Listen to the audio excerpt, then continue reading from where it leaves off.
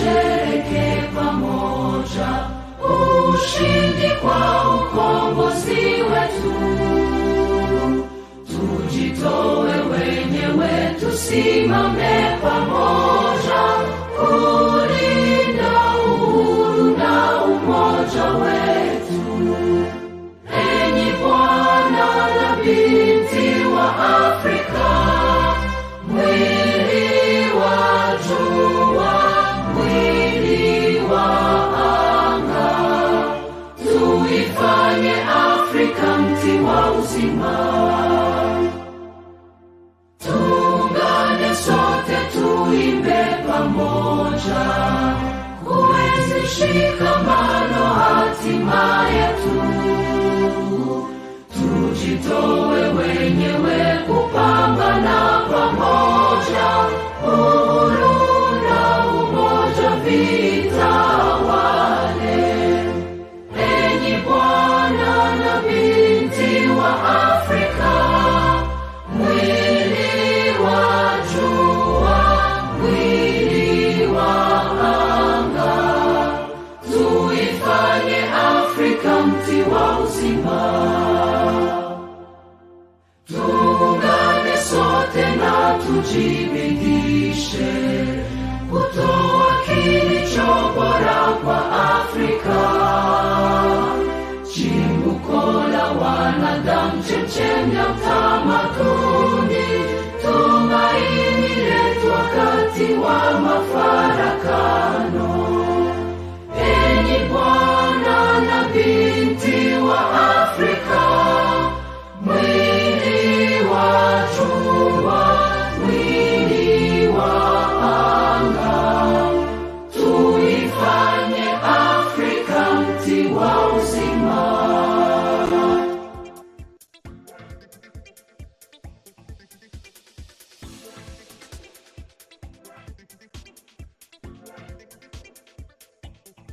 Hello, good evening to you all. Welcome to What Eyes Show.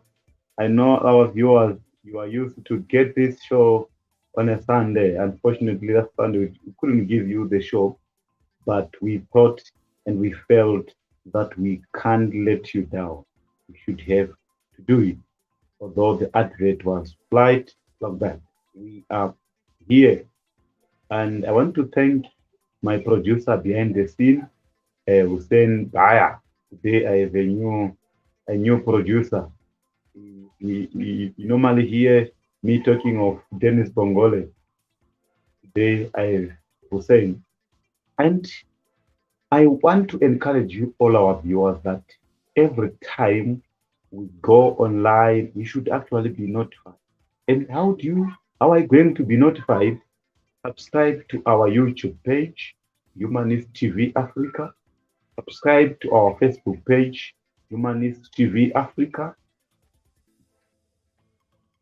And if you feel that there's something you want to say, there's something you want to help us to improve, you can get hold of us on our WhatsApp number as appearing on the screen, or even getting hold of us through our email address, info@humanisttvafrica.com.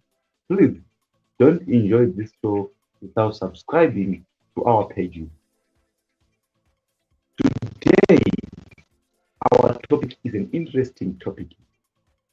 The topic we are exploring, somehow we're exploring the life of the host of the program, which happens to be myself, Tauya Chinama, your host as usual, and how I have traveled from being a theist to being agnostic, to being atheistic, to being apatheist, as I would call myself now. And I would actually explain my understanding of all these stages. That's why at the end of our topic, it is written an autobiography, reflection. So it's reflecting on my experiences as I journey through all these stages, and so that you can know the humanist in the host, how he developed. And let us start by giving a short background of who is the host, so that we can know why certain things were happening and why change were happening in the life of the host.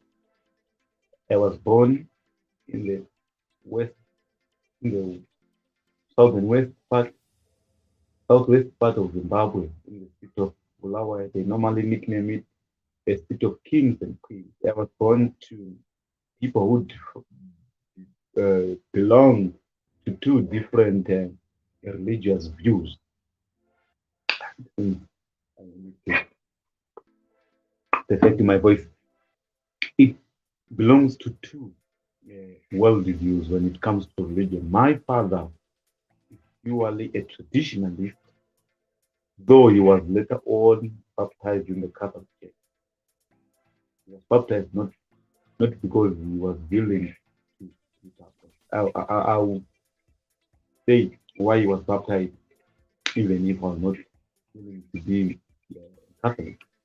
My mother was a Catholic, so I'm a child who was born in a union of people from two different religions, from a Christian and a traditionalist. As I said, I have to tell you about the story why my father was baptized. In the Catholic Church, there is a system that a lady, a lady to be allowed to be a full member when you're married, a full member, they have to get married in church. So here in Zimbabwe, by the time my parents wedded, that was in 2004, um, the church didn't allow intermarriage. So which means they couldn't get married in church because they were from different religions. So my father had to be forced to take some catechism and then later on baptized. And I don't remember him going to the Catholic Church other than those days he was preparing for that marriage and the marriage day. So he was doing this out of love so that he can free my mother, so that my mother can be a full member of the St. Anne's Guild. So when I was growing up myself, I grew up in the southern Zimbabwe in the province called Masvingo. My mother didn't force me to go to church. I only grew to church out of my own will when I was in six.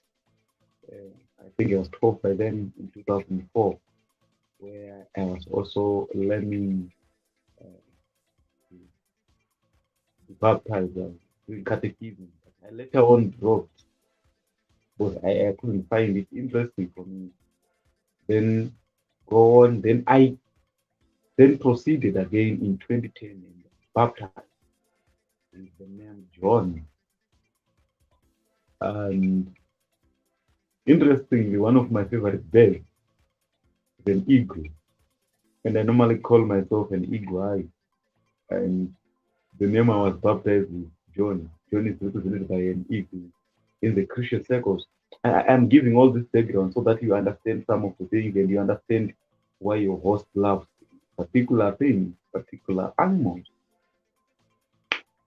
After being baptized in February of 2011, but I proceeded with catechism in 2010. I later on joined the Divine Word Missionary to be formed as a Catholic priest, and I was extremely theist.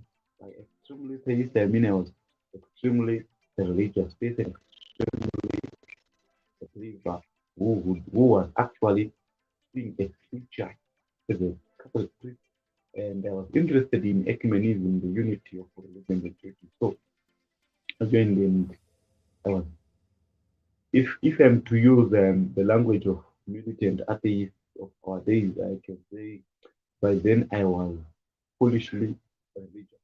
So thanks to the priesthood formation I went through, that I am no longer foolishly religious. When I was training to be a priest, um, I studied philosophy. Philosophy gives you the mind to question everything. Gives your mind to question already established formulas, already established way of doing things. I started to question a lot of things, a lot of doctrine in the church. Just looking at what I was learning at school and what actually inspired me to question one of my lecturers. It was in a seminar setup where I was learning. I used to use videos to teach us, special videos of Richard Dawkins having engagement with the likes of Tim Leonard, with the likes of the late Rachel, and it could also come with videos of the late Christopher Hitchens.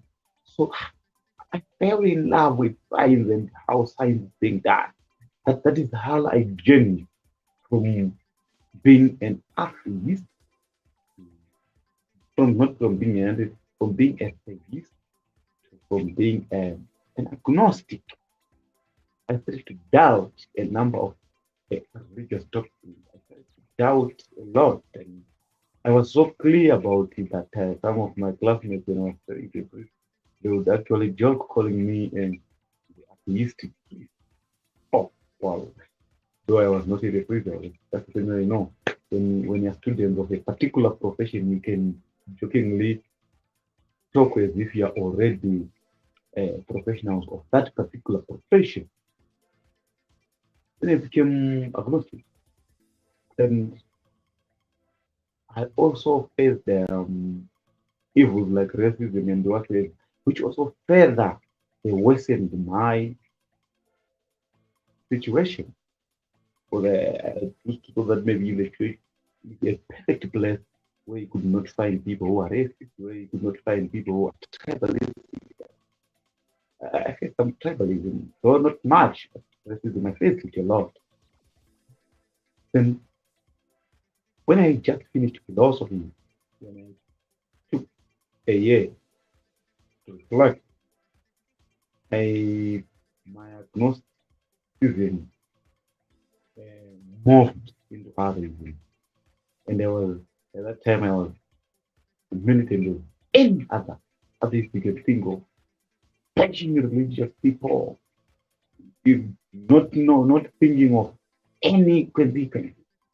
Because yes, there are consequences of being openly non-religious sometimes. There are consequences in certain countries and even here in Zimbabwe. So I was at that stage where but with the passage of time I realized, being a militant person doesn't work because it's like I am imitating the religious people by I'm non-religious. Then through reading and studying, I found out that there is what they call apatheism. Apatheism. I think that's how majority of apatheists developed. They moved from being theist, then they went to be agnostic, they went to be atheistic. Now I'm apatheist. Who is an apatheist? Is a person who says, all right, the question of whether they exist or not is not important. There are more pressing issues to deal with other than arguing that whether a particular thing exists or not. So now I'm at that stage. And I also, in my reading, I also fell in love with phenomenology, which is a way of studying phenomenon where you have to bracket whatever you know before, where you have to do what they call theoretical association, what they call the epochal. So I'm in that state where when I'll be studying a particular religion, I will try to understand it from the point of view of those people without believing in what they believe. So in other words, I as an apatheist, despite the fact that I don't agree with a number of religious people on their doctrine, I will still defend their right to express themselves. And I think we should all be apatheists in this world. We should all be apatheists so that we can respect each other. We cannot go on attacking each It is not a secret that I am a humanist. It is not a secret that I am non-religious, but particularly non-religious of the apatheistic persuasion. And I think when big religious people like the Pope and the Imams and whatsoever, the Caliphs, whatsoever, when they're doing programs to do with religious dialogue, I think they should actually include the non-religious people, particularly the apathy, because what they're aiming at is the peace of humanity. Because before people become of any particular religion, the human being, and I'm sure everyone is born without religion, then the society is then gives you a religion. So I take this gen of mine of moving from being an atheist into agnostic, into atheism, into apatheism, is a journey of going back to default settings. I was born without religion. I went back to the way I was born. And I think those who are interested in African philosophy will tell you of the Sankofa moment. And it's a pity that I don't have anyone in the studio from Ghana. I think from Katikara culture. I think if you get one, you are going to help me to say a particular proverb in three languages where they say it is not wrong to go back, take what we have forgotten. I hope if Nana, one of our panelists at Humanist TV Africa, was here, was going to explain that. So I think it's just going back to take what we have forgotten. So by moving from being a thing to opposite, I'm like a person who just went back to the place of birth to take what I left behind. What I have left behind of being non-religious. We're all born without religion. We get the religion of the place where we are born. For example, some of us here in Africa, majority of us, we are of a particular religion because of colonization. We are particular of a particular people probably because of our geographical position. If one of us going to be born in Iraq, probably will be Muslim. Now majority are Christian. Because we're born here where Christianity dominates. If someone is to be born in Israel, probably will be likely to be a Jew. So that's my short reflection of how I moved from theism into agnosticism, into Autoism, into apatheism. I know many people will ask me, what is it about apatheism? Because I face sometimes challenge to explain even to fellow non-religious people. They would say, you're too lenient to religious people.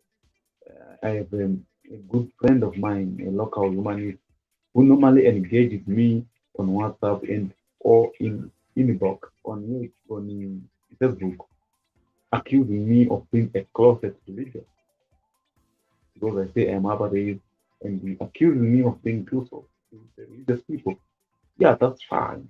So I felt like this program has to clarify that apatheists are non-religious people and are human, but they understand and they seek to understand the religious people because they is apathy. We think that we have something to learn. Despite the fact that some religious concepts are unscientific, we have something to learn from a religion. For example, we should know that religion is a meaning-making system. Some people they find meaning by referring to religion. And some people, if you take away religion from them, they feel empty. They can't live without it. Some people, if you take away religion from them, they feel that there's nothing stopping them from being evil. Because to be honest, religion is like a leash. So, you know what happens when a dog is on a leash? It can be vicious, but it can be stopped. by the leash to be vicious. That is the same with the person who is not doing evil on account of that thing. He is religious. He's treating religion as a leash which is controlling him or her not to do anything evil. And another thing is us people who are non-religious and humanists try to force almost everyone to be non-religious. We risk losing people in this world. We risk the rate of suicide to rise because it is so caring to be independent. Just imagine being non-religious. You'll be fully responsible for that. You'll be knowing that there's no chance, there's no luck. You'll be knowing that if this goes this way, you are screwed. There's consolation that I know God has used or her own way of doing things. Something might happen, but so it comes with a responsibility. It's very, very dangerous to some people. So I think it has to be a gradual process. As I shared about my life, it was a gradual process to where I am today. So that's that's that's that's what I want to say in short. And I want this show to be written for. But I'm very open for discussions. You might want to discuss with me on my Facebook or still on YouTube, on Humanist TV Africa YouTube page, or Humanist TV Africa Facebook page. I'm open. And for those who would want probably to be guests to discuss around these issues, I'm also open to explore this because I realize that many people don't understand what is Apatheism. Even my fellow non-religious people, some of them they say, "Oh no, that's religious people." And the religious people they say, "No, you're not religious." So you're someone like a person in between, though you belong much to the religious people. Having said this, um, I wish you a very for those no, the world is now a global village. It's difficult to say I wish you a good evening. This will only apply probably where I am now, but to some areas during the day, and some probably it's already in the morning, whatever. So I wish you a pleasant morning, those who are in the morning, a pleasant afternoon, those who are in the afternoon, a pleasant evening, those who are evening, and those who have left, bear with me. Thank you very much. It's me, your host, Tauya Chinama. Take care until you meet again. Please don't forget to subscribe on our YouTube page, on our Facebook page, so that you will know whenever we go live. I want to thank you for watching, those who are watching, and those who are going to watch this video soon after the live. And I know you'll be watching this video even the next 5 years. And I'm sure even some people will watch this video even when I am no longer there. Because the reality, one day I will die and there will be no more. Thank you very much.